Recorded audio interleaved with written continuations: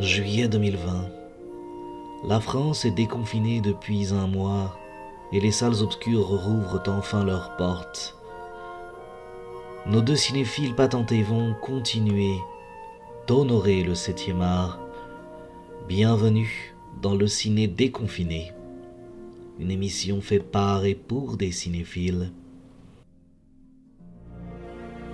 Mesdames et messieurs, bonsoir, bonjour, bienvenue dans le 4e épisode du ciné déconfiné. Je suis votre hôte comme d'habitude avec Arnaud. Salut Arnaud. Salut Alexandre.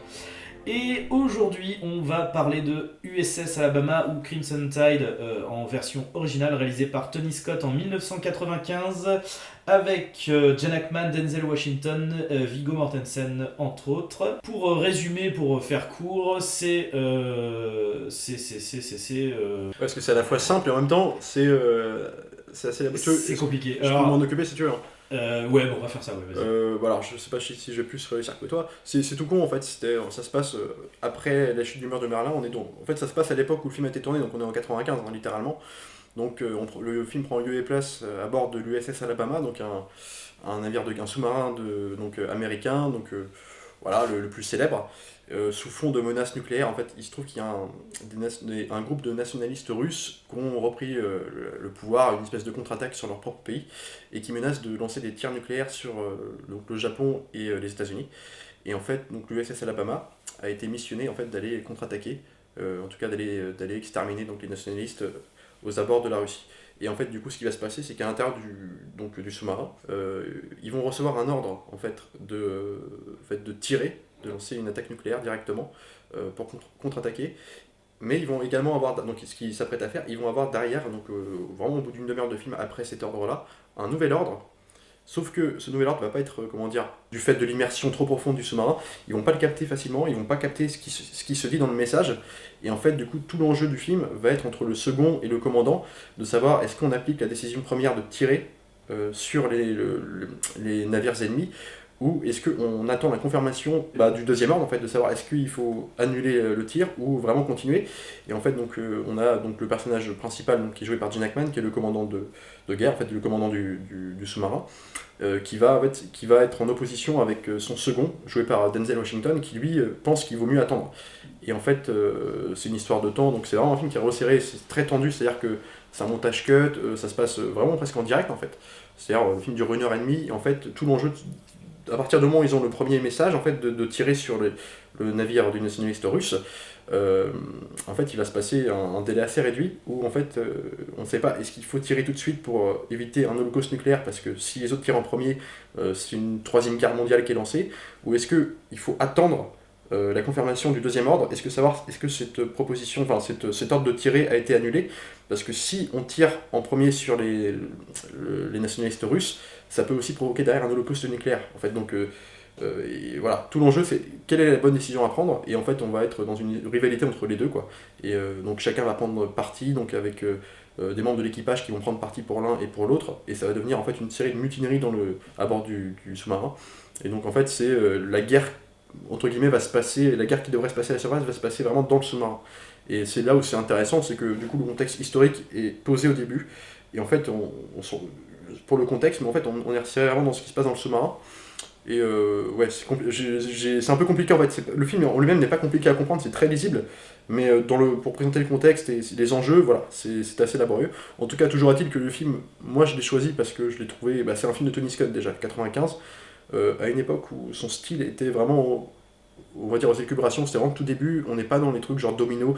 Moi ce que je reproche à Tony Scott, c'est à partir des années 2000, il était très expérimental dans son style, où ça devenait une mise en scène très surcotée, avec des effets de montage, des jeux de couleurs qui étaient, je trouvais, assez grossiers, puis finalement qui rendaient pas les films très lisibles. Je pense notamment, je me demande si c'est son dernier, oui, l'attaque du métro 123 par exemple, des films comme ça qui étaient sympas au premier abord, mais que je trouvais assez illisibles quand même.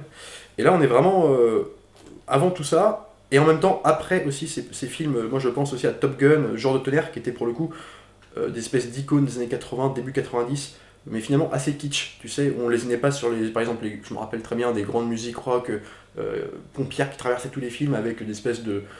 on insistait bien sur les couchers de soleil, donc tu vois, il y avait un côté personnage à l'eau de rose, mais presque des caricatures d'eux-mêmes, notamment Top Gun. Moi, en fait, j'avais un souvenir super, en fait, étant enfant, je l'avais vu très jeune, et à la revoyure, je trouve que ça a pris un sacré coup de vieux. C'est des films qui vieillissent très vite. Et ce que j'aime bien dans ce film-là, USS Alabama, alors c'est pas le premier de cette bonne série, si tu veux. Moi, je pense aussi au Dernier Samaritain qui était sorti 3 ans avant avec Bruce Willis et Damon Wayans. Mais on est vraiment dans un premier degré, vraiment assez réaliste pour le coup. Alors, il y a des écueils vraiment académiques dans le film, c'est pas là, on en parlera après, mais je trouve que c'est un traitement qui lésine vraiment pas sur les effets de réalisme. Alors on est vraiment sur la tension, c'est un montage très cut, les couleurs sont utilisées en même temps à propos du film, c'est-à-dire qu'il y a des jeux de couleurs, on retrouve un peu ces teintes orange bleutées dans le film, donc propre à son style, en même temps des niveaux de noir qui sont très appuyés, et en fait je trouve que dans le contexte du film, ça permet d'apporter du symbolisme au film. Par exemple, tout l'enjeu du film va se passer sur donc on parle de mutinerie à l'intérieur du sous-marin, mais en même temps, comment expliquer, tout l'enjeu du film, ça va être quelle est la bonne décision à prendre du point de vue de plusieurs protagonistes. En fait, tout le monde va avoir une décision à prendre à un moment du film, et en fait, il va se servir de ces couleurs, un peu stylistiques comme on lui connaît. Par exemple, pour un peu l'effet double face, si tu veux. Par exemple, quand quelqu'un va prendre une décision, je pense notamment, on va reparler plus tard du personnage de Viggo Mortensen, qui est un peu le chef missile. En fait, c'est lui qui a les codes, c'est lui qui peut lancer les missiles sous l'ordre de son commandant. Par exemple, lui va devoir prendre la décision à un moment, est-ce qu'il doit suivre les ordres de son propre commandant ou de son ami, le second, joué par Washington, qui lui dit de ne pas le faire. Et donc il sait pas quoi faire, puis en fait du coup tu vas avoir son moitié de visage alors ombré avec une teinte un peu orange, l'autre un peu bleuté, puis en fait donc ça apporte du symbole, on n'est pas dans le truc gratuit, et je trouve que c'est en même temps assez stylistique, pas trop expérimental, mais un truc comme ça qui fait que le film ne vieillit pas trop, et que t'en voyais pas beaucoup, même dans le montage assez resserré avec des montages en parallèle, très cutés sans être surcotés à la Domino, par exemple de Tony Scott qui est sorti plus tard. Je trouve que c'est des films qui étaient aussi un peu en avance sur leur temps à l'époque. On est dans un peu du green grass aussi avant l'heure. Alors, non pas qu'il abuse de la caméra à l'épaule, loin s'en faut, mais dans ce côté vraiment traitement réaliste du montage, voilà, on va très vite, le film est presque en temps direct, comme je disais tout à l'heure, et du coup, je trouve que ouais, c'est quand même une certaine innovation. On l'oublie souvent, mais Tony Scott, ça a été un styliste assez important au cinéma, en tout cas vraiment aux années 90, jusqu'à Man of Fire, ouais, qui était pour le coup aussi un super bon film, mais il y a quand même toute une série de films quand même qui ont marqué un peu la rétine, quoi. Donc c'était aussi une raison de mes choix, surtout stylistiquement parlant, quoi. Bah écoute, je suis plutôt d'accord avec toi sur la qualité du film. Ah, il y en a plein d'autres, hein. Là c'était vraiment l'enjeu principal, mais... Ouais. Non, mais après, c'est en fait moi, ce qui m'a marqué surtout énormément, et ce que j'aime beaucoup dans ce film-là, c'est vraiment le côté.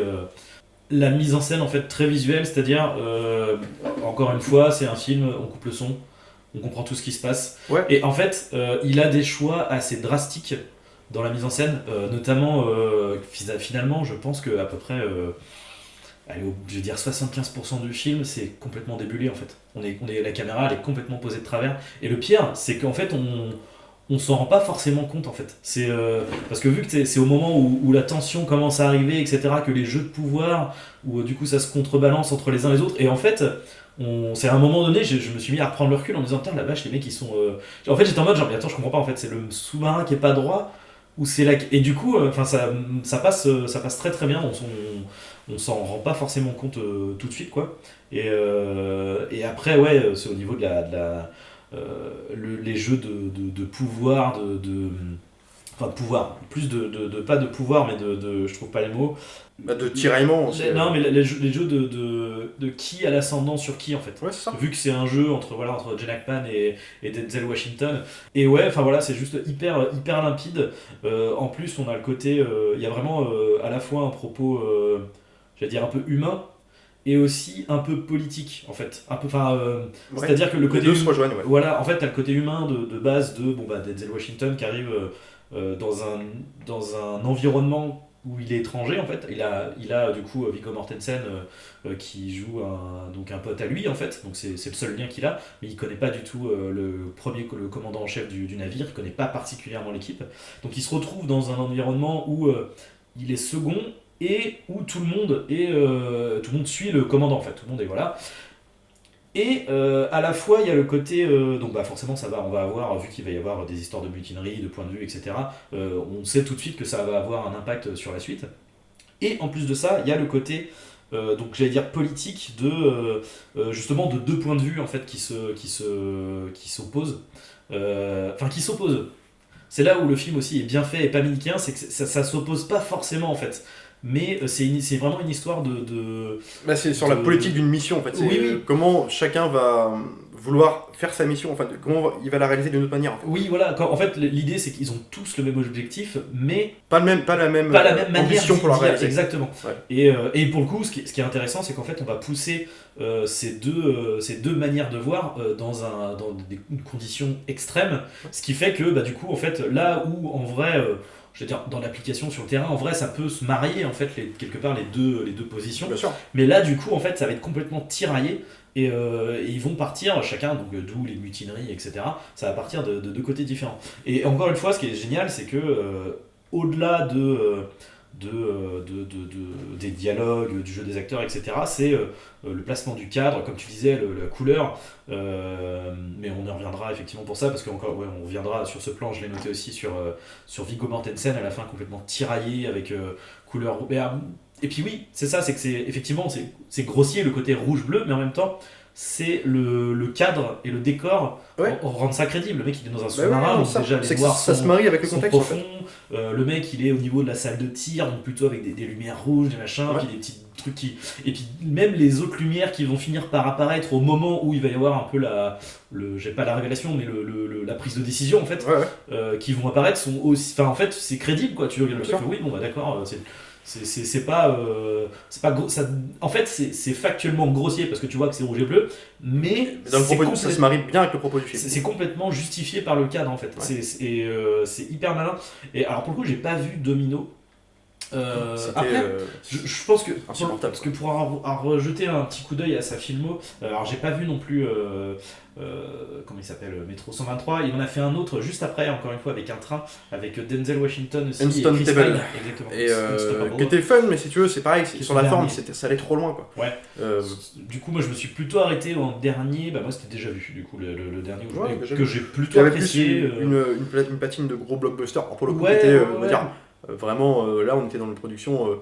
Parce qu'il faut aussi rappeler que ce film, USS Alabama, c'était une production de Bruckheimer et Don Simpson. Et c'était les années. En fait, donc, alors justement, on en parlait juste avant, avant qu'on enregistre ce podcast. On retrouve des tics aussi, même dans l'emploi de la musique de Zimmer. Tu me disais justement qu'on confondait le thème un peu avec celui de rock, et c'est vrai, en fait il y a des trucs, et d'ailleurs c'est peut-être un défaut du film, c'est que je trouvais que autant la musique on en parlait de Zimmer est agréable quand ça se passe sur des scènes vraiment de tension où elle fonctionne comme des battements de cœur en fait, une espèce de rythme saccadé avec un montage parallèle qui suit en fait, qui s'adapte à chaque note de cette partition, et en fait ça rend une dynamique au montage tendue, vraiment le truc marche bien, et en même temps il va t'enrober ça par des scènes un peu plus, on va dire plus nobles, dans le sens où on n'est plus sur une décision à prendre dans l'immédiat, mais sur dans une scène d'attaque par exemple, ou une scène de conflit à l'intérieur du sous-marin avec tous les personnages, par exemple même des seconds et compagnie. Et en fait là il va te mettre une grande musique pompière académique, mais à la Ron Howard en fait, tu sais, qui donne un ton au film un peu plus accessible, qui donne une allure de blockbuster, alors que le film est vraiment c'est un pur thriller, et je trouvais que ça grossit, ça rend un peu grossier par moment. Et alors là c'est intéressant, je reviens sur ce que tu disais sur la mise en scène justement, quand tu t'attardes dessus, du fait d'avoir des points de vue, alors carrément des caméras sous la tête, où tu vois, c'est des plans un peu inclinés, effectivement en contre-plongée bizarre, mais tu fais pas trop attention, parce que pour te dire que l'immersion marche bien. En même temps, ce qui est bien, c'est que c'est progressif ça. Au début, on est quand même sur un film. Alors, au début, on y va dans les effets un peu académiques, mais en même temps, qui marche super bien parce que on est dans une belle photographie. Moi, je me rappelle de la scène de Gene Hackman au début qui fait son discours avant d'embarquer dans le sous-marin. On est quand même sur les trucs. Alors, voilà, les productions de Bruckheimer, on y est quoi. C'est-à-dire de nuit, avec de la pluie qui tombe à flot, la musique académique de Hans Zimmer, Gene Hackman qui joue le commandant Ramsey qui fait son discours assez patriotique, très patriotique même, avec une espèce d'assurance, de charisme comme ça devant son. Donc, on a déjà vu ça. Mais en même temps, je sais pas, je trouve que, à partir du moment où on est dans le sous-marin, le film oublie ça. En fait, on est vraiment dans des conflits internes, c'est-à-dire on n'est plus sur il faut faire ça pour l'Amérique. Alors, il le dit si tu veux, mais on sent plus un conflit, un duel de personnages, et ça c'est intéressant. Et du coup, la mise en scène, plus la tension va augmenter, plus la décision finale va devoir être prise vite, plus la caméra va devenir désordonnée, et en fait.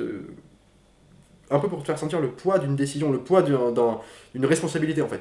Donc c'est vrai que les personnages sont filmés comme s'ils traînaient quelque chose sur eux, il y a quelque chose de... encore une fois, c'est dans le symbolisme, quoi. Et puis, ce que j'aime bien aussi, moi j'ajouterais ça, c'est que moi je suis un fan hardcore, j'ai peut-être dû en parler dans les podcasts de films de sous-marins, alors ça dépend lesquels, mais je suis un fan absolu de Das Boot par exemple, qui lui est un film alors, qui est pas aussi resserré, qui dure quand même 4 bonnes heures, alors ça dépend des versions qu'on a, et qui joue beaucoup sur. Là dans le contexte de la Seconde Guerre mondiale, donc en plus d'un point de vue de sous-marin allemand. Alors, non pas que c'est une gageure, parce que pour le film, en fait, on suit juste un équipage allemand ou anglais, peu importe, donc c'est pas la question. Mais ce que je veux dire, c'est que c'est un film qui joue beaucoup sur la tension dans un sous-marin, mais période de guerre, mais va jouer sur l'étroitesse des coursives, sur le côté claustrophobique du film. Que ce film-là, je trouve que pour un film de sous-marin, c'est rare. Il tombe pas dans les écueils classiques comme un U-571 ou plusieurs autres. Il tombe dans la tension n'est créée que par les conflits des personnages. Et dans leur dualité, dans leur rivalité, dans qui a les plus grosses couilles aussi, hein, parce qu'on est aussi là-dedans au début. C'est-à-dire le personnage est posé, le personnage de Gene Hackman au début, va embaucher, on va dire son second, donc joué par Washington, qui s'appelle Hunter dans le film. D'ailleurs, on peut dire aussi les noms sont porteurs de symboles aussi, quoi, mine de rien. Et donc il va l'embaucher parce qu'on apprend que l'ancien second finalement a une crise d'impatience, je crois. Et en fait, donc ça commence comme ça. Puis l'autre, tu sens que dans leur entretien, c'est quand même le mec, le chef va le titiller, va un peu le provoquer. Il y a l'histoire du cheval aussi, parce qu'au début, on te place des personnages un peu, on te place un contexte, des personnages, donc le chef blanc, quoi. Le chef blanc, le second noir. En fait, on joue un peu avec aussi les clichés, un peu, on peut s'attendre à. Ouais, d'accord, donc lui, c'est le gros raciste insupportable, tu vois, le militaire de guerre. Ou l'ordre, mais qui va abuser de son autorité envers lui et compagnie. En fait, ouais, ça commence un peu comme ça, le mec le provoque, il y a même une petite comptine qui revient souvent où il lui fait une espèce de liaison, le personnage de Gene Hackman lui raconte une histoire sur un cheval qui était excellent, mais en fait qui était noir, comme si ça pouvait être une opposition, il y a une histoire comme ça, et en fait du coup il va s'en servir, donc tu te dis ouais, il y a quand même un penchant raciste, mais en fait tu comprends qu'il fait juste ça pour le faire chier, pour le titiller, c'est pas l'enjeu du film, après en fait c'est juste des personnages qui ont la même responsabilité, et comme tu dis, qui vont avoir une différente façon de l'appliquer. Et ce que j'aime bien, c'est que le rapport d'autorité, du coup, il va s'inverser, et Washington, qui était un peu le mec qui se taisait au début, comme tu dis, qui a besoin de s'adapter à son contexte, qui est quand même en pleine zone de guerre, avec une responsabilité à prendre, il va se retourner contre son supérieur, et ça va devenir lui qui va. Enfin, sauf que, comme le film nous. En fait, on est quand même plus du côté. Avant de rentrer dans le navire de Denzel Washington, on le présente dans un contexte familial avec son ami, je crois qu'il y a Mortensen, qu'au début du film. Tu te dis, ouais, d'accord, ce mec-là, c'est un mec noble, qui a sa femme, enfin, le héros américain de base, quoi. Nourri de bonnes intentions. Et en fait, c'est vrai, mais quand t'es dans le sous-marin, là où je trouve que c'est pas manichéen, c'est qu'en fait, ça va se perdre aussi. On va suivre d'un côté Washington, mais tout autant Hackman. Quand Hackman va se faire. En gros, le second va prendre son rôle de commandant, il va le virer carrément. Le second, quand ils vont pas se mettre d'accord sur la prise de décision à prendre sur le deuxième message qu'on n'a pas capté, est-ce qu'on doit tirer quand même ou pas le capter. Donc Washington, lui, est pour. Donc, il incarne aussi la raison, c'est-à-dire par rapport à Gene Hackman qui lui est plus le mec instinctif. Donc la raison voudrait de ne pas tirer tout de suite parce que ça peut provoquer une guerre qu'on ne maîtrisera pas. Et en fait, on peut très bien nous avoir dit dans le deuxième message de ne pas tirer. Donc l'autre va pas vouloir. Donc du coup, Washington, par son devoir de militaire, va carrément mettre à pied son commandant qui va devoir aller lui s'exiler dans sa cabine. Et en fait, ce qui est bien, c'est qu'à partir de là, l'autre prend le pouvoir, il devient chef, et bah bim, les arcs narratifs vont aller donc, du personnage de Washington qui va donc gérer son équipe, et en même temps, on va aller suivre ce qui se passe dans les coulisses, c'est-à-dire avec Gene Hackman qui va lui monter une corporation, monter une autre équipe pour aller en fait dissoudre le nouveau commandement. Et donc c'est intéressant, en fait, c'est pas manichéen, puis en plus de ça, jusqu'au final du film, en fait, ils s'envoient des pics, mais ça jusqu'à se menacer de se buter, enfin, ça va très très loin dans leur dualité, et à la fin, bah, en fait, tu comprends que ça se termine, bon, on peut spoiler un petit peu rapidement, le film se termine bien, plus ou moins, la décision de ne pas tirer était la bonne, donc le mec, Hackman, accepte sa défaite, en fait, puis à la fin, il y a une scène de tribunal où, en fait, ils sont jugés, du moins, ils vont être... on va leur demander des explications sur leur mission, et Hackman va défendre Washington, parce que, dans son devoir militaire, de dire que bah, il avait raison, donc il va même, je crois il tente en tout cas de le faire promouvoir à un autre poste ailleurs, donc tu vois, il est quand même... le mec accepte ça. Et donc ça c'est bien, c'est pas manichéen, comme dans un truc comme ça, tu sais, très guerre froide, un peu, mine de rien, laisserait sous-entendre, quoi, un truc... le film commence comme ça, avec le point de vue racisme, un peu personnage haut en couleur, un peu stéréotypé, puis en fait il s'éloigne de ça. Ça c'est cool aussi. Bah, ce que j'aime bien en fait, c'est que Alors du coup, le côté patriotique vient justement de Hackman. Et comme tu Ouais. disais, le truc c'est qu'au début, Denzel Washington, il est plutôt, donc Hunter, il est plutôt en retrait, parce qu'il est le second, en Il est fait, le il second, arrive ouais. dans un nouvel environnement, donc bah en fait, bon, t'as effectivement cet entretien qui est un peu bizarre, mais qui est quand même plutôt sympathique, qui est plutôt, Oui, les deux, voilà, ils sont en mode, genre, ah, enfin, le Jen Hackman est en mode, genre, ah, bah ok, j'aime bien, bon, bah, tu viens d'Harvard et tout, t'es d'accord, toi t'es un mec qui réfléchit, t'es machin, ok, t'as des bons. Enfin, en grosso merdo, là, vous m'avez été recommandé. La liste est courte. Puis après, il y a un peu la petite blague de ah bah mon chien il vous aime bien donc ouais. il sait repérer qui sont les bonnes personnes quoi, grosso merdo. D'ailleurs, c'est rigolo parce que ça revient aussi un peu à un moment donné où parce que du coup donc le chien s'entend bien effectivement avec Denzel Washington et à un moment donné quand ça se barre en cacahuète et que du coup il remonte une équipe pour inverser la mutinerie. Il y a, comment il s'appelle, Viggo Mortensen qui trahit du coup Denzel Washington. Et quand il rentre dans la cabine du commandant, le chien Aboie. lui aboie Ouais. dessus en lui. Et du coup, enfin, bon, ça c'est une petite, on va dire la petite blague et le petit truc. Mais enfin, comme quoi, il n'y a rien qui est Mais laissé au hasard. En fait, même les petites blagues et les petits trucs un peu insignifiants. Le suicide de Tchekhov, quoi, tout simplement, Ouais. c'est posé. Et à un moment donné, on va revenir dessus, ça va avoir Mais ça participe une à la narration utilisation. visuelle aussi du film. Ouais, C'est-à-dire complètement. que là, tu couperais le son, tu comprends du coup par la réaction du chien que Ouais. le mec est un traître. Enfin, Exactement. en tout cas, n'est plus dans son devoir de militaire. Ça, c'est bien. Tu vois.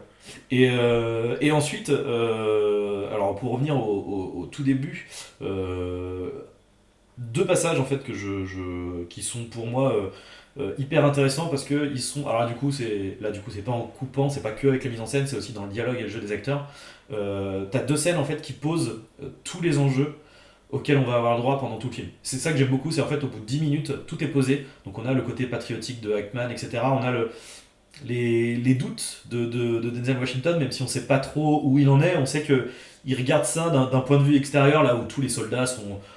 Quelque part, il y a un côté un peu euh, adoration, tu sais, c'est le commandant, il Ouais. est là, il fait un discours très patriotique, oui, nous allons aller dans ce bâtiment qui est le nôtre, l'USS Alabama, qui est un grand état du plus grand pays, enfin voilà, puis tout le monde est ouais, machin, puis après, donc grosse musique, et en même temps, le fait que cette scène se passe de nuit avec la grosse flotte, moi je trouve que c'est. Alors peut-être que c'est représentatif de ce que tu disais, les productions de Bruckheimer et tout, mais en même temps je trouve que c'est. Il y a une certaine, j'allais dire, ironie en fait. Le côté genre on espétait le gros truc patriotique machin et tout. Enfin, en même temps t'es là, tu fais ouais, enfin bon, il fait noir, les mecs ils vont au casse-pipe, comment ça Oui, se puis passe. ça te casse après. En plus, comme le propos le casse juste après, si tu Bah, veux, c'est ça. on n'est plus là-dedans, quoi. Exactement. Et par contre, effectivement, comme tu disais, c'est la problématique de la musique d'Hans Zimmer, c'est-à-dire que là elle est complètement pertinente, le fait que ça soit ultra patriotique, tu fais bon bah oui c'est normal, le mec vient de faire un putain de discours, etc. Mais le problème c'est qu'effectivement, retourner dans le sous-marin, on retrouve cette musique patriotique à des moments où c'est moins pertinent. En même temps c'est des moments de bravoure, etc. Mais c'est, comme tu disais, c'est trop appuyé, Ouais. là où, effectivement, encore une fois, de toute façon, en fait, Zimmer, il est, je trouve, intéressant pour deux choses. Soit quand ça doit être épique, quand il doit être épique, bah, patriotique, etc., Ouais. ça marche. Et quand il doit être dans la tension subtile, en fait. Mais je trouve qu'il y a pas d'entre-deux. Mais Et c'est-à-dire, c'est le problème, là, en fait, de ce film, parce que ce film, quelque part, il est entre deux, quoi. T'as soit de la tension subtile, soit oui, t'as de la moment de bravoure, mais on n'est pas dans Pirates des Caraïbes, quoi. Et, c'est-à-dire que la musique, justement, c'est le problème du film, c'est qu'au début, jusqu'à cette scène, en fait, jusqu'à partir du moment où ils rentrent dans le sous-marin et qu'ils partent en immersion, tout le début, les 20 premières minutes, on est sur un peu des clichetons, Mm. bien stylisés, bien faits dans la forme, et tu te dis, ouais, tu t'attends pas à voir ce que tu vas voir derrière. Tu te dis, on part sur une mission américaine avec en opposition les Russes, entre guillemets les nationalistes russes et compagnie.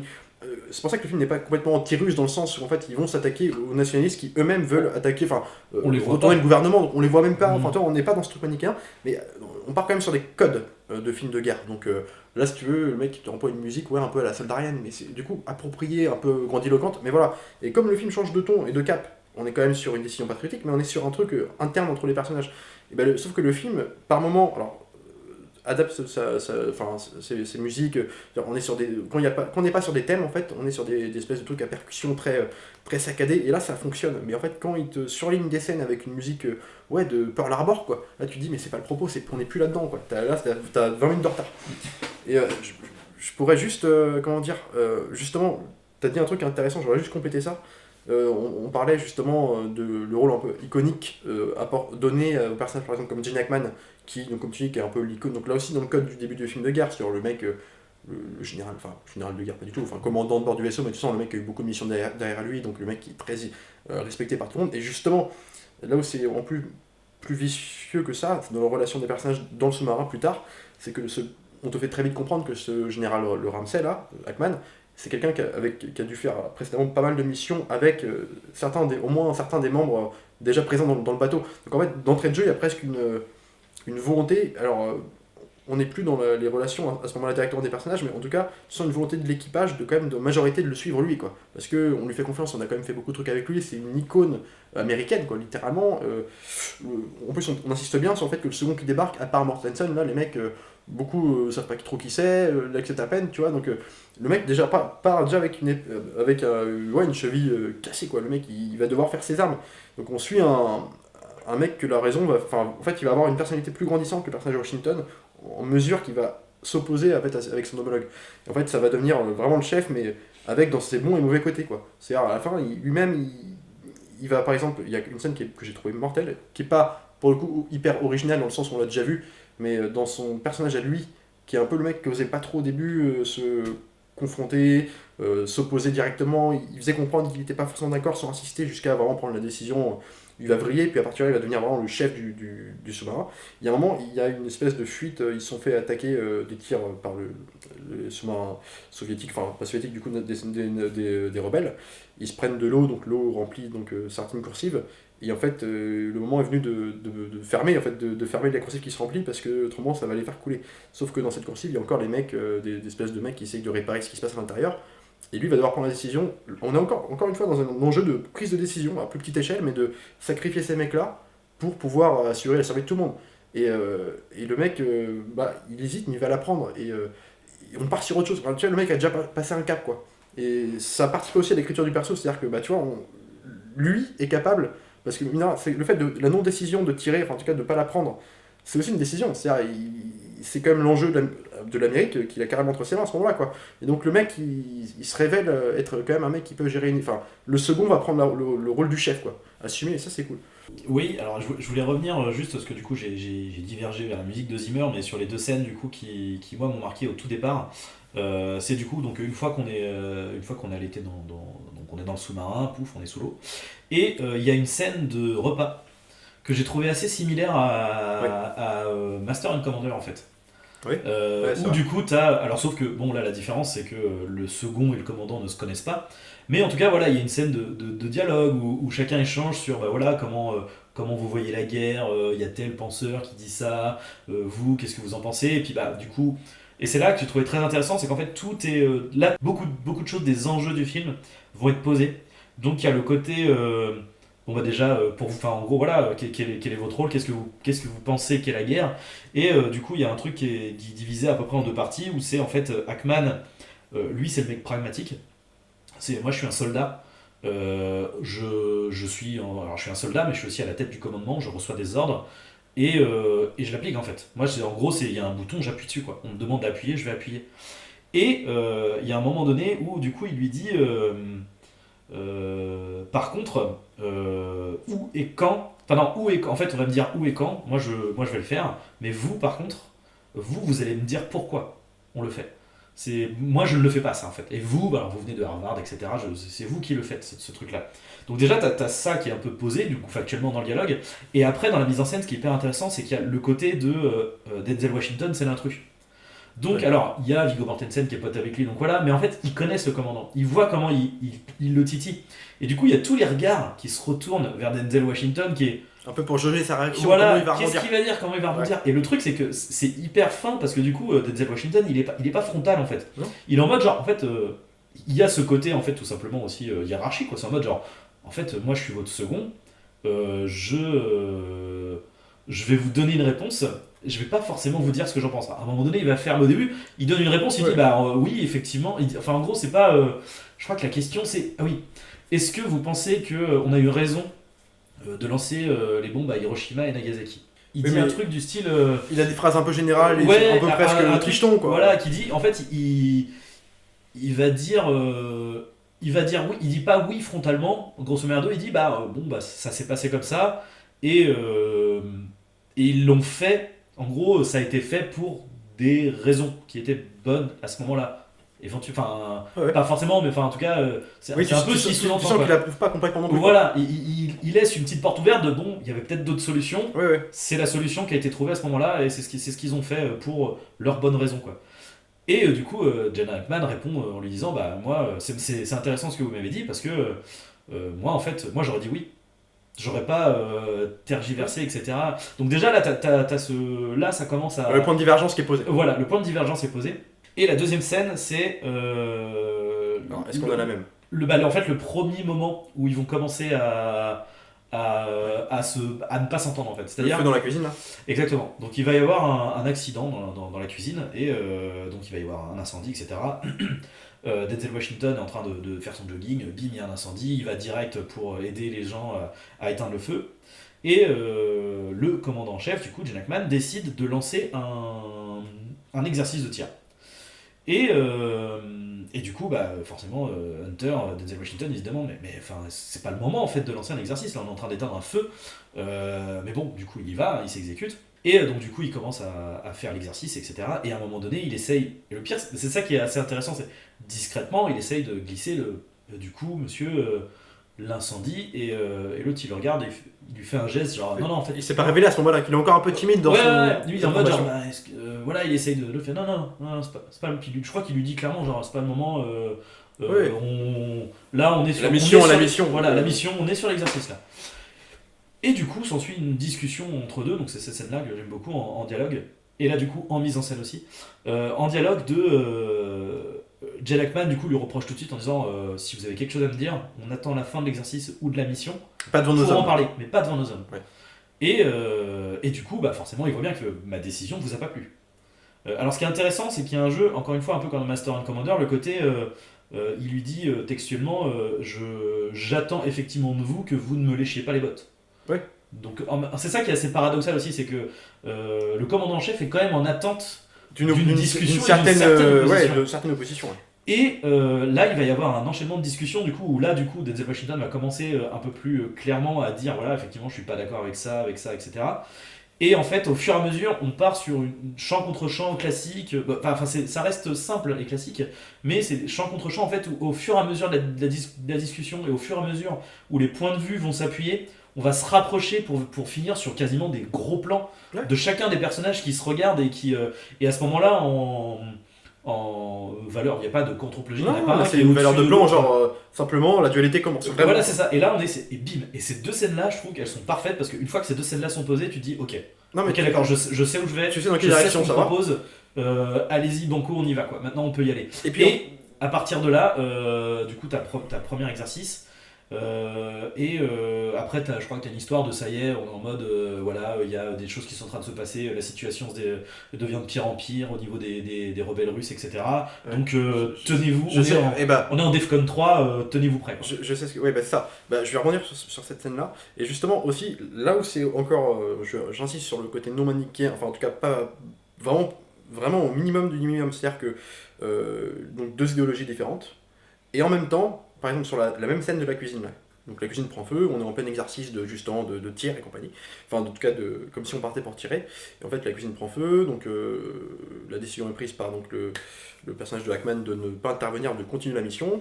Enfin, en tout cas, Ils interviennent en parallèle, mais en tout En cas, parallèle, ils mais privilégient il privilégie la mission, l'exercice, ouais.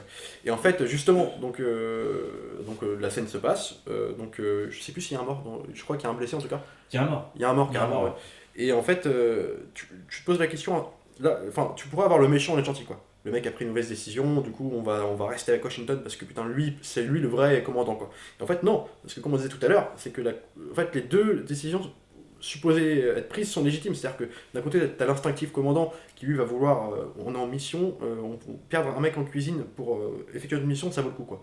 Donc ce qui est légitime, parce que dans un truc comme ça, il faut imaginer les crises un peu nucléaires, c'est-à-dire qu'on a une menace latente au-dessus de nos têtes, quoi. Puis surtout que pour le coup, la mort est pas effectivement, Non. il revient dessus, c'est pas lié à sa décision de faire l'exercice. C'est en parallèle. C'est en parallèle, mais je veux Le dire, mec, en fait, c'est pas il y le a- plus important, quoi. Voilà, il y a déjà eu l'explosion. Le mec, bon, en vrai, le mec, c'est trop tard, Et quoi. donc en même temps, tu dis oui, c'est complètement légitime. En même temps, ce que dit Washington n'est pas plus bête aussi. Il lui dit, ouais, dans ce cas-là, on perd tout l'équipage à cause d'un feu, et comment on fait pour faire notre mission derrière?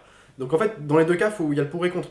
Après, il y a un truc que j'aime bien aussi dans le film, c'est que justement, donc là tu revenais sur les scènes un peu de, voilà, il commence à se passer des choses, donc des attaques de part et droite, donc le sous-marin va se retirer dessus et inversement. Donc l'équipage commence à être sous tension vraiment. En plus, ils ont appris là on est encore au moment où on a reçu le premier message, donc qui donne l'ordre de tirer sur les ennemis russes, enfin les nationalistes. Et en fait, du coup, à ce moment-là, l'équipage. Pas à ce moment-là. À ce moment-là, c'est en fait, c'est genre on a le qu'on appelle ça oui, c'est ce qu'ils disent, c'était Defcon 3. Enfin, en gros, c'est le niveau, genre, tu sais, c'est alerte orange. Alerte En orange. gros, la prochaine étape, c'est on y va. Ouais, enfin, on est sur ce terrain-là, quoi. Donc en fait, l'équipage le sent, ils sont tous, si ce n'est terrorisés, en tout cas sous tension. Il y a une atmosphère un peu lugubre dans le truc. Voilà, les gens s'énervent rapidement, donc il y a un truc pas possible. Et donc le personnage de Washington qui essaye un peu de lui à une méthode plus raisonnée, c'est-à-dire que l'autre qui est vraiment un chef de guerre vraiment dur avec tout le monde, en même temps c'est aussi une façon de penser la mission, voilà. Et lui est plus raisonné, il va essayer de un peu rassurer tout le monde, en tout cas trouver les mots justes, un truc un peu pour soulever le collectif, quoi, pour vraiment aider tout le monde à retrouver, après tout on fait une mission, on peut être les héros, enfin on va essayer de faire les choses au mieux possible.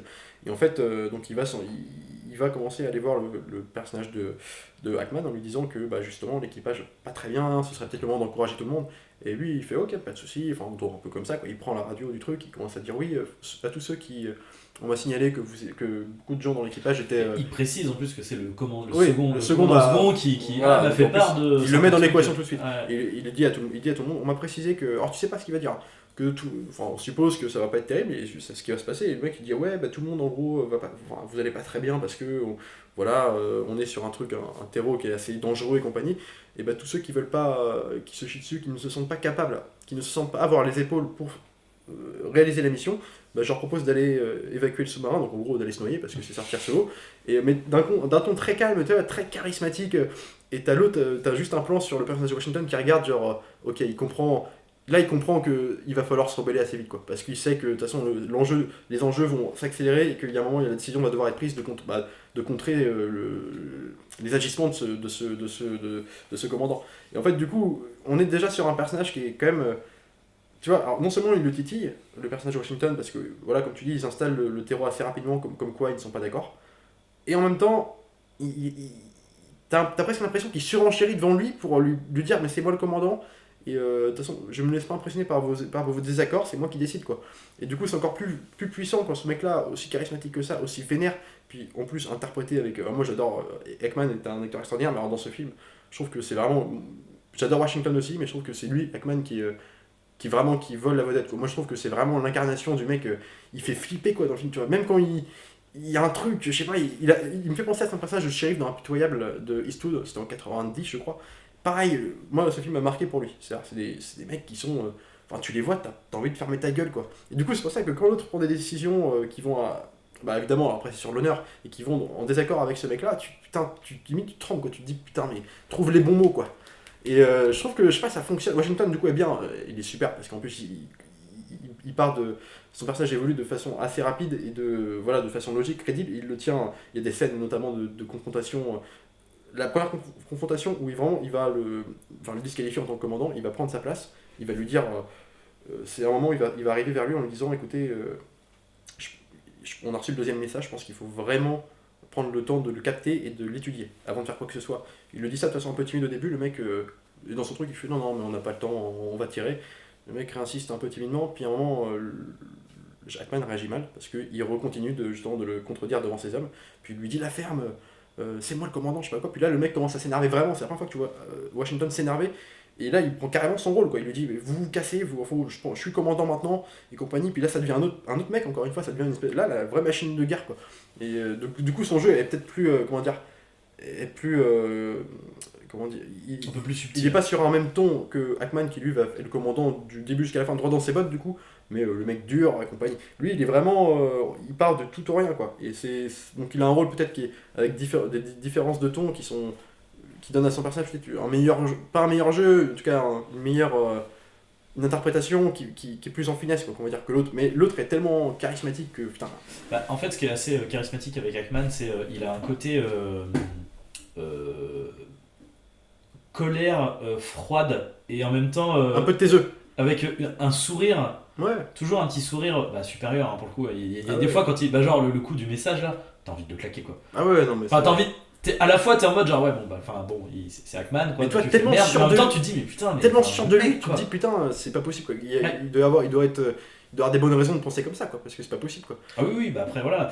Mais après, par contre, effectivement, je trouve que Denzel Washington, oui, il a une plus grande palette, en fait, d'interprétation. Son personnage demande plus d'émotions. Et pour le coup, je trouve que différentes. ce qui est intéressant avec cette première opposition, c'est qu'elle est pas si. En fait, elle est pas si. Je sais pas comment dire. Elle est pas si assumée que ça. En fait, ce qui se passe, c'est qu'au départ, donc d'abord, t'as l'histoire de donc voilà, Defcon 3, etc. Et là, boum, ça y est, le message tombe. Les rebelles russes vont charger des armes nucléaires. Ils ont réussi à. Bah, en gros, ils ont récupéré des armes, une base militaire où il y a des armes nucléaires en Russie. Et vu qu'ils se préparent, manifestement, ils vont tirer. Donc en gros, les mecs, ils ont 1 heure à partir de maintenant. Dans 1 heure, probablement, les mecs vont tirer. Donc bah, forcément, on leur dit, bah allez-y, go.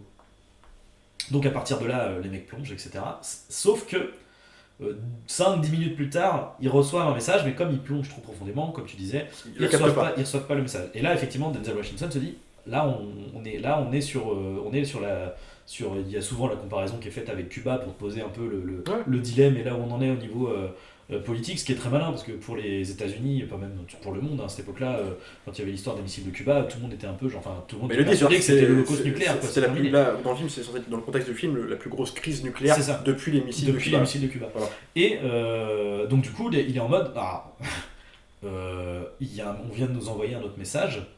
Alors peut-être qu'il nous confirme l'ordre, mais si ça se trouve, il nous infirme l'ordre en fait. Donc, voilà. Donc d'abord, comme tu dis timidement, il va, il pose, bah écoutez, je pense qu'on devrait attendre un peu. L'autre fait non, on a reçu l'ordre de tirer, comme il disait dans la discussion. Genre moi en fait, on me demande de faire un truc, j'appuie sur le bouton. Puis c'est motivé par le temps qu'ils ont pour le faire. Et aussi, c'est ça, c'est fait. Non, mais en fait, là, le truc, c'est qu'on sort, on a 15 minutes. Si on se fait dégommer avant qu'on tire, ça veut dire que les mecs, ils ont peut-être le temps d'envoyer un missile sur notre pays ou sur. Voilà. Et donc, effectivement, en fait, les deux sont légitimes. Mais ce qui est intéressant, c'est que du coup, Denzel Washington, il ose pas en fait. Il ose pas y aller dans le. Non. Ouais, c'est lui qui commence en premier. Parce qu'il me semble que c'est Hackman qui d'abord dit oui, vous êtes démis de vos. Oui, c'est ça. C'est Hackman qui commence en disant oui, Hackman, ouais. fermez-la, machin, vous allez l'emmener, vous l'emmenez dans ces quartiers, vous êtes démis de vos fonctions, etc. Parce qu'en fait, Washington, du coup, refuse de confirmer l'ordre. Parce que du coup, ils sont à deux et le commandement prend la décision, mais le commandant en second doit confirmer. Oui. Et en fait, doivent se mettre d'accord pour activer l'arme, en fait, pour activer le tir. Et là, c'est quelqu'un d'autre qui lui vient en secours, qui d'ailleurs est un proche du commandant en chef, normalement, et qui dit, bah non, en fait, monsieur, vous n'avez pas le droit, selon la hiérarchie et les ordres, le second doit être d'accord avec le premier pour pouvoir faire le truc. Donc, manifestement, le second a des réserves, dit non, vous n'avez pas le droit de le débouter de ses fonctions pour ça, quoi. Et du coup, il appuie Denzel Washington et donc en fait c'est pas tout seul en fait qui vient pour débouter, c'est avec l'aide de quelqu'un qui arrive à le mettre, à faire une petite mutinerie. Ouais, Et enfin, d'ailleurs la manière dont c'est montré, c'est, tu vois, en termes de rapport de force, c'est Hackman qui a encore un pouvoir, même s'il finit par c'est lui qui décide en fait. Après il fait ok d'accord, enfin, en gros il fait ok d'accord, vous êtes avec lui, ok, donc très bien, vous avez gagné, je vous rends les clés, machin. On m'envoie dans les donc après, à partir de là, Denzel Washington va gagner en. si, il finit par s'énerver quand même sur un des mecs de l'équipage qui hésite du coup à la décision de dissoudre le commandant pour qu'il prenne à sa place Washington son rôle. En fait, les gens ne l'assument pas tout de suite au début, enfin, c'est trop rapide et du coup il y a un côté les gens savent pas s'ils doivent suivre le personnage de Washington et lui il commence à s'énerver parce qu'il voit que les mecs ne répondent pas quoi. Alors, pour le coup, je trouve que c'est pas aussi. En fait, ce qui se passe, c'est qu'il va voir le mec qui l'a aidé en premier abord et il va lui dire du coup merci. Et l'autre lui dit, mais en fait, me dis pas merci quoi. Moi, oui, j'étais juste. ouais, mais ça c'est plus tard. Moi, Ça, je veux dire, c'est juste après. C'est juste après qu'il Ouais. le vire. Et l'autre, il dit, mais non, en fait, genre, moi, je t'ai juste appuyé parce que. Enfin, vous, parce qu'ils vous voient, vous avez raison, la chaîne de commandement se passe d'une certaine manière, il n'avait pas le droit de vous dire, Ouais. Il lui de dit vous que c'était débouter, pas. et c'est pour ça que je vous appuie pour la décision que voilà. Mais par contre, c'est pas gagné. Parce qu'il parle Et- d'abus d'autorité. Voilà, et par contre, ce qui est intéressant, c'est que du coup, ça fait que Denzel Washington, il est en position de. Alors, il a le commandement, mais en fait, il n'a pas du tout gagné le respect et l'aval des autres, en fait. Mais- De certaines personnes. Il y a des. Bien sûr, mais il le sent très rapidement d'ailleurs, parce que évidemment, Tout le monde le regarde, il etc., va y avoir toute toujours une série de mutineries. Alors, il va y avoir un clan pour et un clan contre. En fait, il y a des membres de l'équipage qu'on fait beaucoup, on imagine, en tout cas, c'est supposé, c'est même dit dans le film, beaucoup de missions avec le vrai commandant du sous-marin, donc initial des jeux par Hackman. Et donc, en fait, beaucoup sont quand même, enfin, on sent rapidement qu'ils sont quand même plus du côté de Hackman. Et il va se créer une équipe en fait, en coulisses, en fait, qui vont aller voir Hackman, donc lui qui a été dissous, qui est dans sa cabine avec son chien, des gens vont frapper à sa porte pour lui dire écoutez, on est avec vous, qu'est-ce qu'on peut faire. Hackman va leur dire bah, écoutez, vous essayez pas de convaincre tout l'équipage, ça sert à rien, on va perdre du temps, et en plus tout le monde ne va pas vous suivre. Vous cherchez que les représentants, ceux qui ont le pouvoir de décision pour la suite de la mission, vous les ramenez à moi, Et il précise aussi qu'il faut absolument celui qui tire. et celui en fait. donc, qui est joué par Viggo Mortensen, Viggo Mortensen, qui est le chef qui a les codes de lancement, c'est lui qui peut faire C'est lui qui valide en fait la clé des missiles, des missiles, missiles. Mais c'est aussi L'ami le meilleur ami de Denzel Washington. Denzel Et d'ailleurs, son personnage est super. Enfin, toutes les, Tiraillé toutes tout le temps. les décisions qu'il va être amené à prendre, c'est-à-dire, est-ce que. Alors, au début, ce qui est intéressant, c'est qu'il va justement trahir, entre guillemets. Ah, il va c'est pas. compliqué. c'est parce plus que compliqué. Ils vont le chercher, il est là en mode genre, mais enfin non, Non, en fait, oui, je enfin, lui fais confiance. je La sais finalité de qu'il est. celle-ci, c'est qu'il finit Il par. finit par le trahir, mais ça se fait pas. Parce qu'il croit être son devoir militaire. Oui, voilà. Par le. C'est son commandant en chef. Comment dire, le niveau Avec qui d'autorité il de s'est l'autre, battu, qui voilà, a vu assez de missions derrière lui pour soumettre une décision qui est sans doute la bonne à ses yeux. En tout cas, lui va finir par suivre aussi parce que l'équipage, enfin les membres de l'équipe créée par Hackman vont le travailler au corps en le disant que c'est tu te rends pas compte, lui c'est un second qui vient de débarquer, nous on a l'expérience, on sait qu'est-ce qu'il faut faire, il y a que toi qui peux le faire, tu vas prendre une décision de merde si tu ne nous suis pas, viens avec nous. Puis le mec, bon, par son voilà, les gens lui travaillent et puis il va commencer à partir dans cette bonne direction, donc il va se retourner aussi malgré lui, hein, mais presque voilà pour sa mission à Washington. Puis Washington quand il va le voir, parce qu'après il va se passer une scène de. C'est presque des scènes d'attaque en fait. L'équipe créée par Hackman va venir débarquer armée pour dissoudre du coup à nouveau, mais là cette fois-ci donc, le nouveau commandant qui est joué par Washington. Et Washington comprend qu'il a été trahi. Il s'en doutait, c'est ça qui est intéressant avant, mais en fait il se doutait pas que c'était par aussi le chef missile quoi. Et donc il retrouve son ami qui nous a été présenté au début du film dans une scène un peu conviviale de repas de famille, comme une amitié, quoi, une vraie amitié forte de beaucoup d'années quoi. Et là il y a juste un regard entre les deux, avec le personnage de Mortensen qui lui braque son arme dessus, et donc Washington qui a pas peur de se rapprocher de lui avant de rejoindre sa cabine parce qu'il a été dissous, et il le regarde mais sans rien dire, juste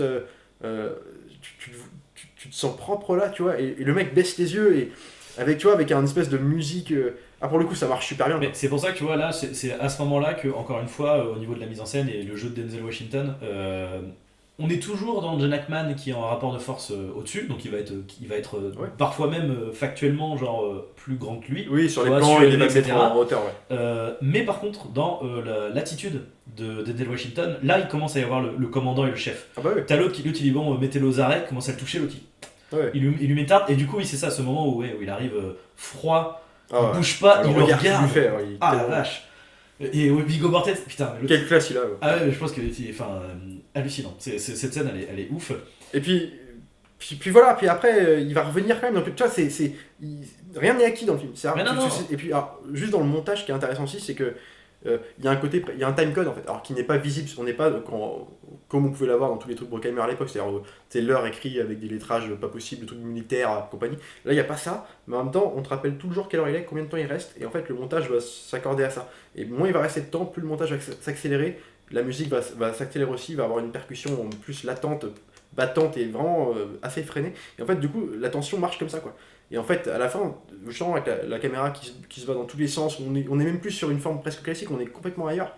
Avec, en plus, presque avec l'éteint d'immersion périscopique, c'est l'éteint très rouge, alors propre à son style aussi, qui s'adapte parfaitement au style Scott, mais en même temps, qui donne presque un aspect presque fantastique, presque on est dans un truc, à la fin, on est dans un autre. On est sous la surface, en même temps, dans un monde où les décisions sont hyper importantes, et que le moindre pas de travers peut créer un truc atomique derrière, quoi. Et là, du coup, c'est vraiment, mais à la fin, tu lâches plus l'écran, quoi. En plus, c'est en montage parallèle, alors comme tu as tous les arcs narratifs de différents persos, ce qui est intéressant aussi, c'est Washington, justement, avant de se faire lui aussi dissoudre, il comprend, il sent le truc venir, il sent que ça va pas se passer comme prévu. Alors il devait donner les clés, alors toutes les clés, en fait, les clés qui vont servir à, je sais plus alors, quelles clés il lui donne, mais en tout cas... C'est les clés de toutes les portes du sous-marin. Voilà. Pour éviter que les gens... Voilà, il a les clés, comme il est commandant, et du coup, il va aller trouver un petit mec qui...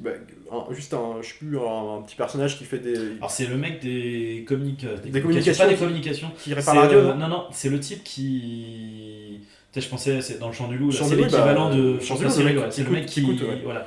Oui, donc voilà. Donc, c'est le mec en fait qui écoute les sons extérieurs pour savoir s'ils font pas trop de bruit ou s'il n'y a pas quelque chose aux alentours. Un mec qui n'a que petite autorité dans le sous-marin, et en fait lui, Washington de lui-même va lui donner les clés de toutes les clés en lui disant, enfin, d'ailleurs en lui disant pas grand-chose, mais en tout cas juste de les garder parce qu'il sent que on va se retourner contre lui.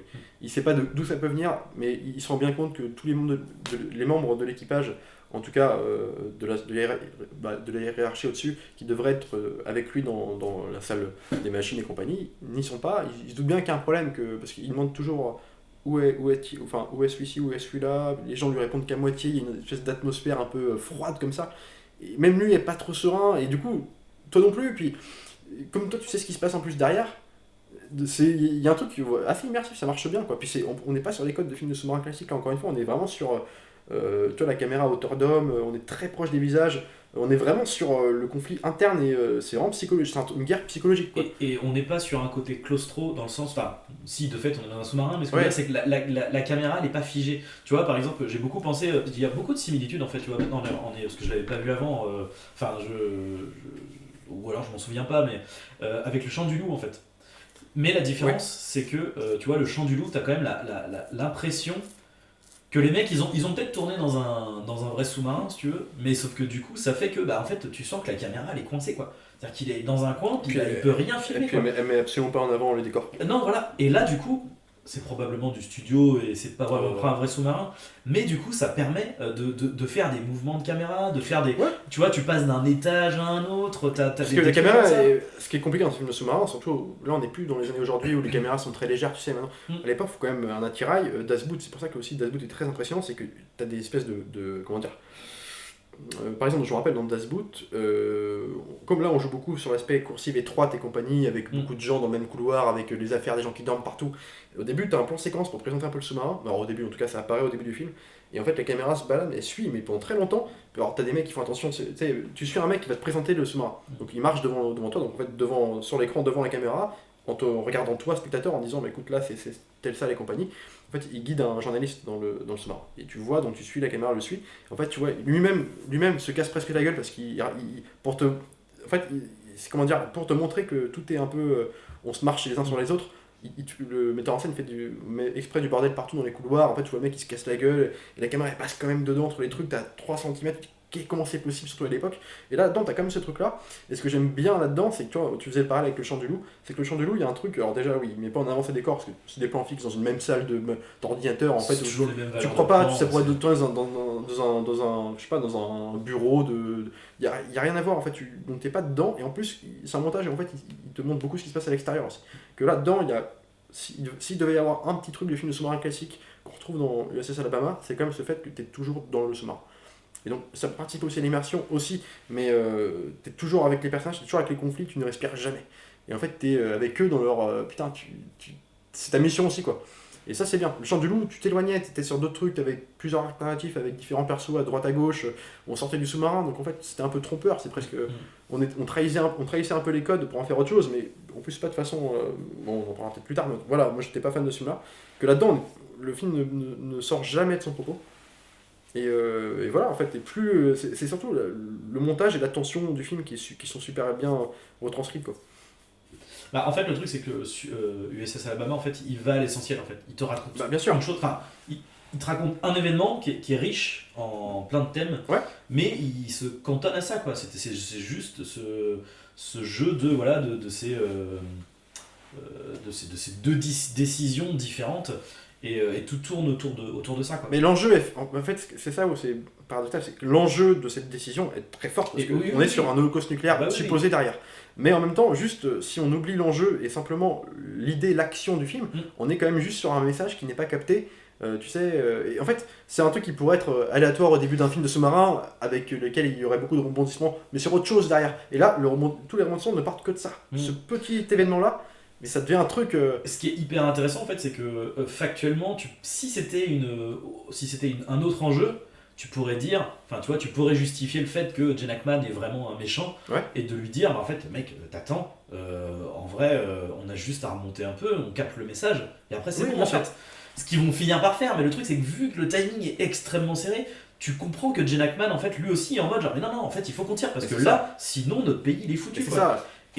Et il t'amène ça depuis le début du film, avec justement, quand il te présente un peu, quand le mec lui pose des questions sur comment tu agirais dans telle situation. En fait, tout ça c'est amené. Donc à partir du moment où on est dans le feu de l'action, c'est là que tout se joue en fait. Et justement, avec le montage sur le temps, faut qu'on aille très vite. Donc en fait, on n'a pas le temps de réfléchir. C'est la raison ou l'instant. Ça accélère au fur et à mesure. Et pour le coup, la lumière devient de plus en plus grossière, comme on disait. Enfin, plus appuyée, mais vraiment au fur et à mesure. Parce qu'en fait, c'est progressif. Ce qui se passe, c'est qu'au début, Viggo Mortensen, qui est dans la salle de tir, lui, il est plutôt sur un plan un peu large. Tu vois, tu vas le voir lui, puis tu vas voir les autres qui sont autour. Et plus on va s'accélérer, plus tout va se reposer sur lui, parce qu'au bout d'un moment, ça finit là-dessus. Ça finit sur Denzel Washington l'appelle en lui disant, écoute, je sais ce que, enfin voilà, ok, t'as fait ce que t'as fait, etc. Mais réfléchis. Là maintenant, tout repose entre tes mains. C'est toi qui vas décider si on tire ou pas en fait. C'est toi qui tires. Et là, c'est une caméra proche du visage. Et là, du coup, on se rapproche sur lui. Et là, ça y est, on y est, c'est bon. Feu. Et là, il est là, il attend. Il fume sa clope. Et tu vois, ruissuer de sueur. Perle et tout. Les autres sont là. Ils sont tous. Tu sais, t'entends presque. Tu les entends, la bouche, je pense qu'ils ont tous envie de boire un coup, ils sont en mode genre putain, limite je suis presque sûr que les mecs sont en mode mais tire en fait, genre putain, c'est bon, comme ça sera fini, tu vois, et c'est tendu, et l'autre il est là, il tire pas, et puis Gene Hackman il commence à comprendre, donc il y va, et là tout s'enchaîne, Denzel Washington il va reprendre le commandement, enfin tout s'enchaîne. Narration visuelle, et t'as une scène aussi qui est pas anecdotique du coup, on est vraiment pareil sur le troisième acte du film. En fait, on est à ce moment-là, le personnage de Washington est commandant, et en fait, ils ont un temps imparti. Donc en fait, ils ont l'action, ils peuvent n'aller que très vite. Et il y a un moment, en fait, la radio est défaillante. Ils ont subi une attaque, et la radio déconne. Donc le mec qui s'occupe de la radio, des transmissions, des messages, justement, les messages des autorités, donc du pays. Et en fait, tant que la radio n'est pas réparée, ils peuvent pas lire correctement le message. Et en fait, Washington, qui jusqu'à là avait un rôle un peu pédagogue, presque à rassurer tout le monde, là, tu sens que lui-même est sous pression, et qu'il la fait ressentir en allant voir le pauvre petit gars qui s'occupe de la radio, à essayer de réparer la radio, il lui dit, écoute, je sais que c'est dégueulasse, mais l'enjeu d'un pays repose sur toi.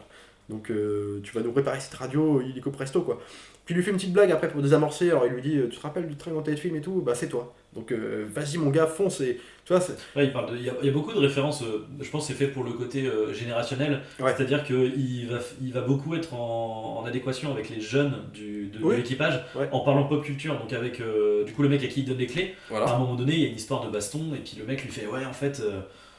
non mais on parlait du surfeur d'argent et moi je trouvais que celui de Kirby était mieux. Enfin, en fait, et en plus ce qui est hyper intéressant, c'est que c'est des références relativement pointues en fait, tu vois, genre le surfeur d'argent à la rigueur, si tu connais les 4 Fantastiques, etc. tu connais, mais tu vois, connaître le nom du dessinateur de Jack Kirby, de Moebius et tout ça, tu vois, faut connaître le truc. Et puis pareil avec du coup avec le mec de la radio, il parle de Star Trek où il fait écoute, dans Star Trek, moi je suis Kirk, et Kirk quand il a besoin, il faut passer en vitesse supraluminique.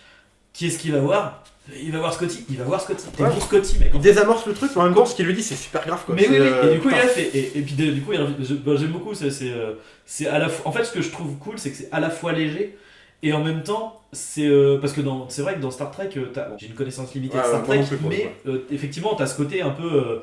Tu sais, après, c'est des codes de space opéra, de ce genre-là, tu sais, Stargate ou ce genre de truc. Et du coup, t'as souvent ce côté-là, tu sais, en jeu avec faut réparer les moteurs, et là, du coup, bon, sauf que là, c'est réparer une radio, quoi. Mais c'est le même enjeu, en fait, c'est la même puissance. En fait, d'un truc qui pourrait paraître anecdotique, c'est en sous-texte, c'est un truc hyper grave ce qui se passe, quoi. Donc, même les tentatives d'humour, en tout cas de désamorcer un peu la tension, en fait. Mais elles sont quand même tendues, quoi. Quand il est là, il fait. C'est Captain Kirk qui est là, Scotty, il faut qu'on passe en vitesse, machin, et l'autre. On y est presque et tout, Ah, on y est ouais. presque. Et Puis puis c'est là, pareil. Alors, avec le montage alterné, en plus, ce qui est bien, c'est que en montage parallèle, il te fait d'un côté donc le temps qui passe vite, donc t'as la musique qui s'accélère, t'as en même temps, bum, ça cut, tu vois tout l'équipage, enfin en tout cas l'équipe créée par Hackman, enfin en tout cas menée par Hackman, avec les flingues qui commencent à débarquer pour aller se rapprocher de Washington, donc bim, ça cut, t'es sur le mec de la radio qui lui dit justement oui, ça va plus vite. En fait, t'es sur des tensions partout, après t'arrives sur Mortensen qui est en train de transpirer parce que en fait, comme tu dis, au début, la mise en scène le laisse assez libre, c'est-à-dire qu'on a des grands plans fixes, parce que lui, il est hors décision au début. Lui, c'est pas son moment. Mais quand arrive son moment, tout s'accélère, en fait, et son montage parallèle est beaucoup. C'est très cuté, c'est très resserré, c'est très tendu, c'est très dynamique. Et en fait, du coup, putain, c'est vraiment un film. Ah ouais, moi j'adore ce film-là. Et puis je trouve que, je sais pas, les acteurs, enfin, ouais, c'est surtout un duel d'acteurs, quoi. En plus, puis qui se termine sur Hackman et Washington, putain, faut le faire, quoi. le dernier face-à-face où du coup, donc, Ah ça ouais. y est, donc Jen Hackman Ah revient ouais, sur le pont. putain, c'est une tuerie. Et là, du coup, à ce moment-là, ça y est, la caméra a basculé. Ils sont sur le même niveau. Denzel Washington un peu surélevé, légèrement. Non, Mais ils sont globalement ils sur à peu sont- près sur le même niveau. Ils sont à égalité complète à ce Ouais. moment-là. Puis, ah oui, c'est ça, c'est en fait où tu fais oui, redonnez-moi la clé de commandement et tout. Donc il lui met une première patate. Et là, Denzel Washington, il prend la clé. Et il la met autour de son cou, il le regarde. Ouais. Enfin, et puis là, bon, ça y est, t'as l'autre qui appelle. Et oui, c'est bon, dans 5 minutes, c'est bon. Ok, je te laisse 4 minutes. Enfin, 4-5 Oui, minutes. Et si dans 4 minutes, je reprends la clé et je tire quoi. Parce Enfin, qu'à on ce y va. moment-là, il faut aussi Là, contextualiser, il c'est reste. au moment des 4 minutes, il reste 3 6-7 minutes, ouais, quoi. Donc c'est en ça. fait, ils ont vraiment pas le choix. À ce moment-là, c'est soit faut avoir le message. Et justement, en plus, ce qui est bien, c'est que quand ils ont le message, c'est pas fini encore parce qu'il faut le traduire. Il faut le valider, Donc, il faut Le mec le traduit, sauf que lui, en traduisant, il comprend tout de suite ce que veut dire le message, mais nous, en tant que spectateur, on ne le sait pas. Et donc, enfin, en tout cas, On s'en doute. on un s'en peu, doute, mais je veux dire, on est quand même pas censé. Et t'as Hackman qui le regarde, tu sais, est-ce que lui sait même. Enfin, et du coup, ça fait traîner encore le truc. Et puis, alors que, bah, comme tu dis, il reste 3 minutes avant la supposée attaque du camp des rebelles russes là. Et putain, ouais, tu peux pas lâcher l'écran, quoi. Puis en plus, ça s'est resserré, je crois que le film il dure pas. De durer un peu moins de 2 heures. 1h50. Mais enfin, je trouve que il n'y a pas de bout de gras, quoi. Ça raconte ce que ça doit raconter. Et avec voilà, tu peux pas t'ennuyer devant un film comme ça, quoi. Et je suis comme moi, je l'ai revu il y a pas si longtemps en fait, mais tu vois, j'avais dû passer à côté parce que putain, j'ai eu l'impression de l'avoir redécouvert en le voyant. Enfin, c'est un truc, je sais pas, j'ai trouvé vraiment mortel, quoi. Bah, en fait, bizarrement, j'ai des souvenirs en fait, mais j'avais pas l'impression de l'avoir vu. Après, j'ai beaucoup vu, alors c'est con, j'ai beaucoup vu la bande-annonce parce qu'elle était dans la. C'est comme des collections Bruckheimer et Oui, tout bien ça. sûr. C'était beaucoup dans les bonus DVD, les bandes-annonces, etc. Ouais. Même Blu-ray. Et donc j'ai énormément vu la bande-annonce, enfin les bandes-annonces, je pense qu'il y en a plusieurs. Et du coup, il y a quand même beaucoup d'imagerie en fait que j'avais imprimé en mais fait. c'est 95, c'était une année, t'avais des années, c'est une décennie où t'avais plein de films de sous-marins, t'avais des trucs enfin, en tout cas jusqu'à début 2000, mais t'en avais plein, t'avais même Abîme qu'on avait vu, qui était une tentative de film horrifique dans un truc de sous-marin pendant la guerre, t'avais U-571 avec Matthew McConaughey, enfin, on était sur un truc, il y en avait pas mal, c'est un sous-genre en fait, le film de sous-marin. Et bon, en plus, t'avais Octobre Rouge qui était un peu sur la dynamique aussi, guerre froide soviétique avec Sean Connery qui est sorti qui a, je pense, une meilleure tenue formelle, parce que là vraiment on est sur pas du tout le même style de mise en scène, on n'est pas sur les mêmes enjeux, et en tout cas c'est Mike Tiernan derrière, donc il y a quand même un truc. Et bon, c'est vrai c'est un truc qu'on peut comparer mine de rien, parce qu'on est sur le conflit soviétique et compagnie. Mais en même temps, comment dire, ce film, en plus, juste pour l'anecdote, on peut raconter, je sais pas si tu es au courant de ça, les choix de casting qui étaient initialement prévus. Alors on a Tom Cruise quand même pour le personnage de Washington, on avait Al Pacino pour le personnage qui a refusé. Il a refusé, mais c'était lui qui devait faire Hackman. Donc en fait, t'avais quand même des rôles pas possibles. Enfin, il y avait vraiment des mecs, il faut savoir ce que c'est. À cette époque-là, c'était des stars pas possibles, quoi. Tom Cruise, pourquoi? On s'imagine parce que après Top Gun et Jour de tonnerre, le mec, voilà. Et d'ailleurs, juste, on parle beaucoup de la colorimétrie du film. Faudrait rappeler, c'est Darius Wolski qui a fait la photo. Et en fait, je sais pas si c'est le mec qui est souvent avec. J'ai pas regardé si c'est le mec qui était toujours sur les films de Tony Scott à cette époque-là, mais en tout cas, c'est une patine. En fait, le film a une patine propre au film de sous-marin, et en même temps qu'on retrouve dans des films comme Le Dernier Samaritain, un peu genre de tonnerre aussi, enfin des films qui n'ont rien à voir en fait. Et du coup, c'est marrant, c'est qu'il y a quand même un style aussi propre à Scott, quoi. Tu vois, c'est un bleuté orange. On lésine pas sur les effets grotesques, tu vois, genre la nuit où il pleut beaucoup au début dans le discours, mais ça aura pu être aussi bien un coucher de soleil un peu kitschoun comme il y avait dans Top Gun, tu vois, il y a un côté, la colorimétrie est très importante chez lui, mais là elle est juste ce qu'il faut, elle est vraiment, puis elle est porteuse de sens aussi, donc ce qui en fait pour moi peut-être un de mes films préférés de Tony Scott, vraiment, de ceux que j'ai vus, j'ai pas tout vu, j'en ai vu quand même une pléthore, et celui-ci c'est vraiment le haut du panier quoi. Clairement, il y a une meilleure tenue et je trouve une meilleure maîtrise de la mise en scène en fait. Ah ouais.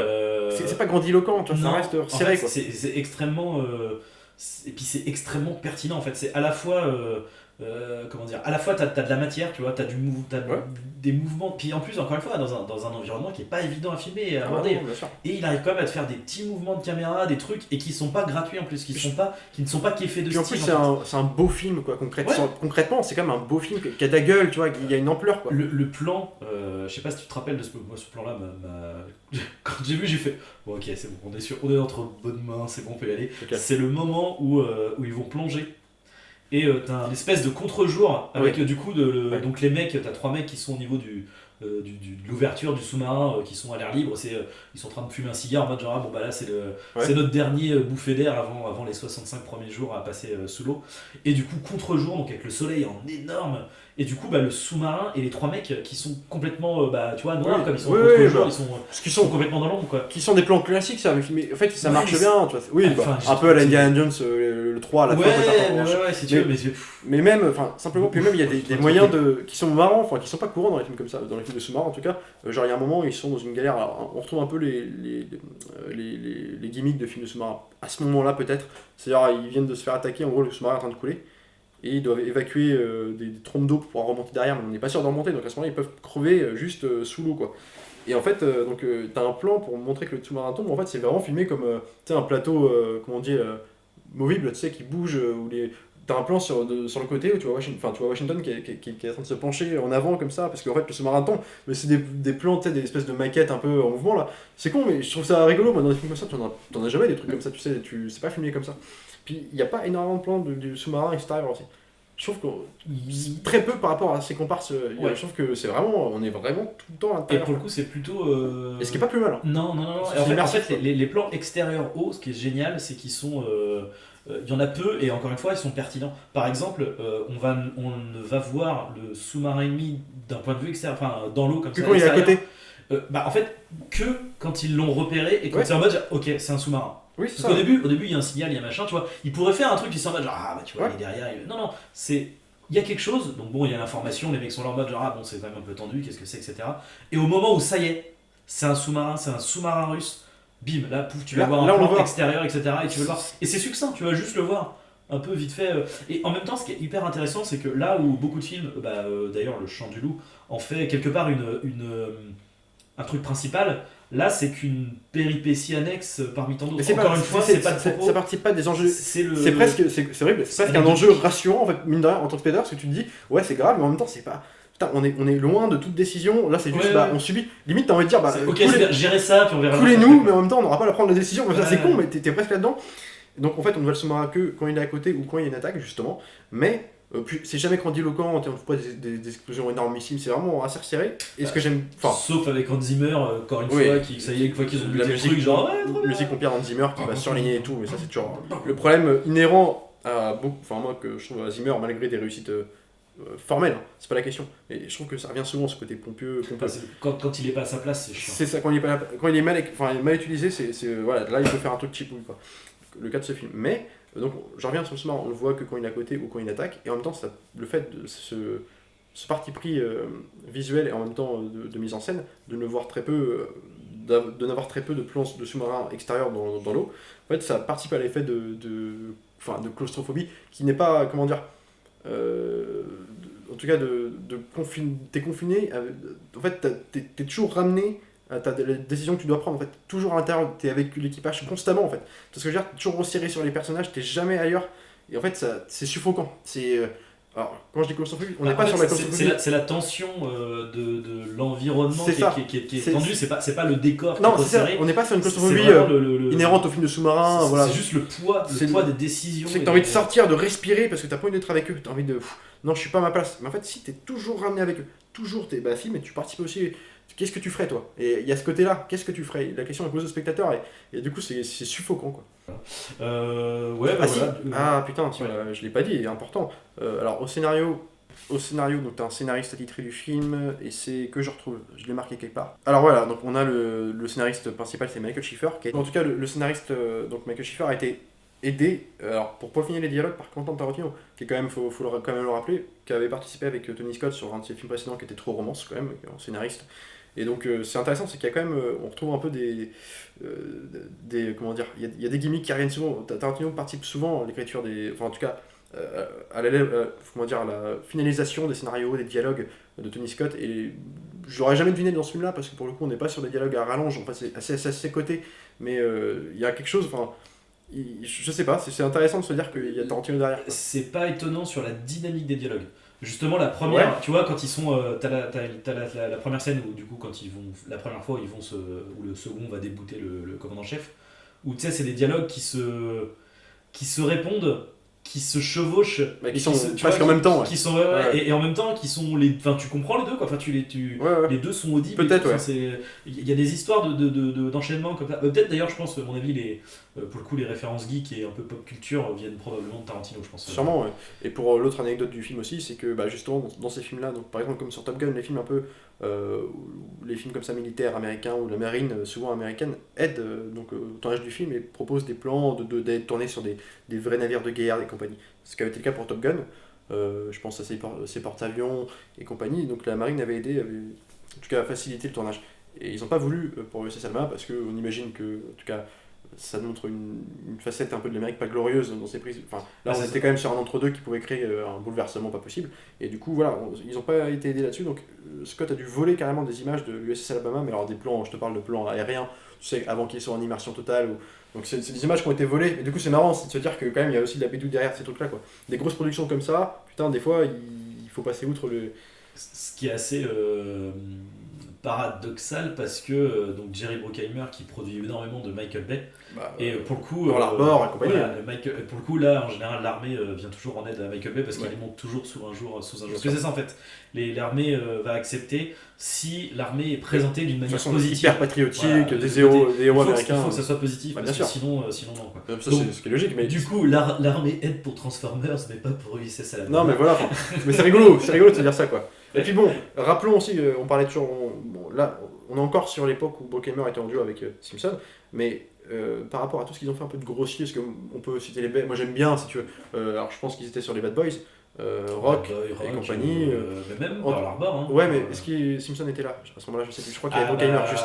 Je me demande, il n'y a pas une histoire de Rock, c'est pas leur dernier, parce qu'il n'est pas mort. Je crois qu'il est décédé plus tôt, ouais. Donc en tout cas, on est quand même sur des films d'action qui sont, que j'aime bien formellement, mais qui sont plus grossiers. On n'est pas sur un truc comme ça qui se veut, en tout cas, traitement plus réaliste, plus dur aussi. On est quand même, c'est moins grand public. Non pas qu'il y ait des scènes de violence qui existent même pas du tout, mais c'est quand même la violence psychologique. C'est pas un film que tu montreras à tes gosses, tu vois.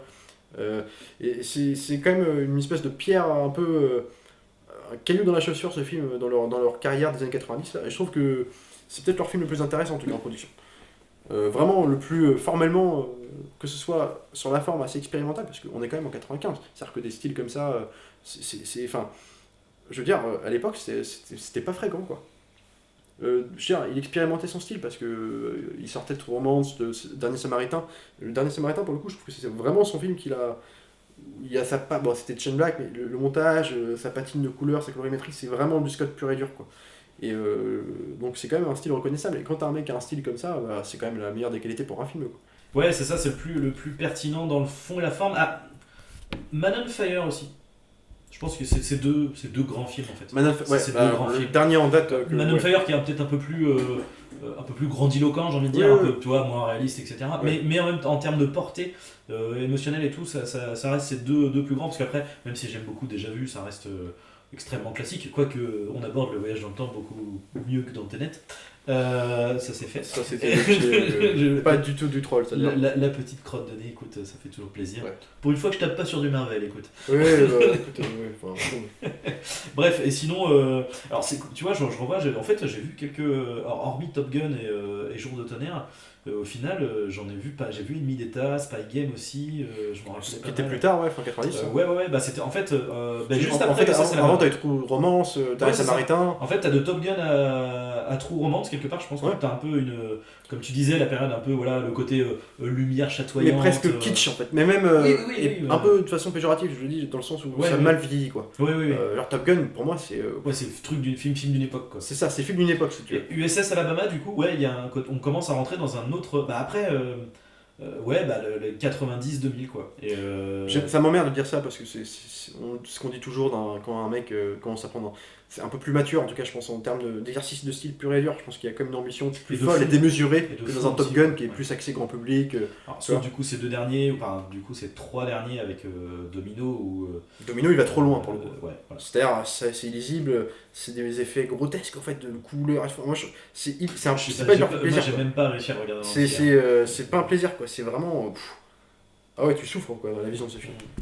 Et je trouvais que même l'attaque du métro 123, comment dire, le Unstoppable qui était pas mal, hein. Mais certes, il m'intéressait moins sur la forme que sur ce qu'il racontait en fait. On était dans les vieux films un peu à la speed d'époque, enfin, toi, des trucs, des vieux scénarios qui étaient réadaptés. Parce qu'il y a plus d'ambition dans ce film-là, mais comme déjà vu. en Et fait, c'est tu comme vois, déjà vu, c'est un bon film si tu veux, mais Oui. c'est la partie blockbuster, Oui, grand public de Tony. C'est pas ce qui est le plus intéressant chez lui. Non. Donc voilà. C'est correct, mais c'est pas ouf. Mais comme Enemy Data et Spy Game, hein, En d'ailleurs. tout cas, c'est un je peu pense le délire. on vous le recommande grandement. Ouais, non, clairement, c'est vrai que je réfléchis de Bruckheimer, c'est le meilleur enfin, Bruckheimer et Simpson. Après, Bruckheimer, je me demande s'il a pas eu.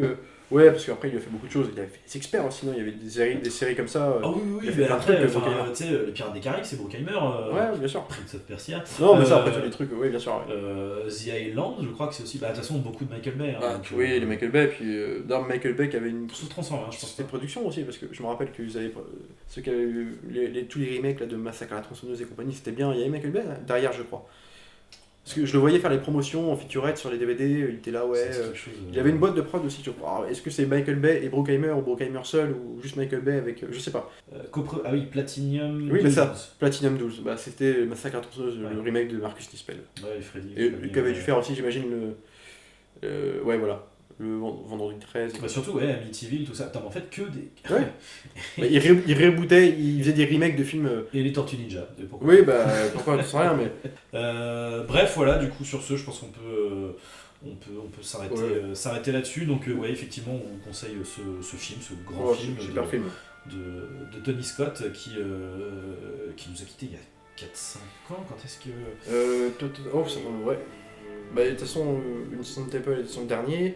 Non, même plus, attends, 2010, mais oui, non, 2011, ça fait 10 ans. Putain, la vache, ça fait 10 ans maintenant. Parce que oui, c'était son dernier et je crois qu'il est décédé 1 ou 2 ans après. C'était pas 2013, ça mort, ouais. Parce que. Ouais, 2012, ouais, c'est ça. Ouais, parce que c'était peu de temps. Je sais plus si c'était avant ou pendant Prometheus. C'était en avance du projet, donc c'était Ouais. 2012, ça doit être après du coup. Mais... 2012. Voilà pour Crimson Tide, USS Alabama. Et pour la semaine prochaine, on va changer de registre. Ouais. Les enfants, c'est la rentrée des classes, donc je vais choisir le film Detachment de Tony Kaye. Du coup, dont je te parlais. Tu vas me dire les profs avec Adam, je sais pas. Ah bah non. Écoute, ce sera le prochain. Non. Les... non, Supportable. Detachment avec du coup Adrien Brody. Bah, que tu me prêteras en Blu-ray. Non, tu l'as du coup Ouais. Bah, je te prends en je te Blu-ray. le passerai. Voilà, donc du coup, sur ce, eh bien, continuez d'aller au cinéma et regardez les films encore et encore. Salut à tous. Salut.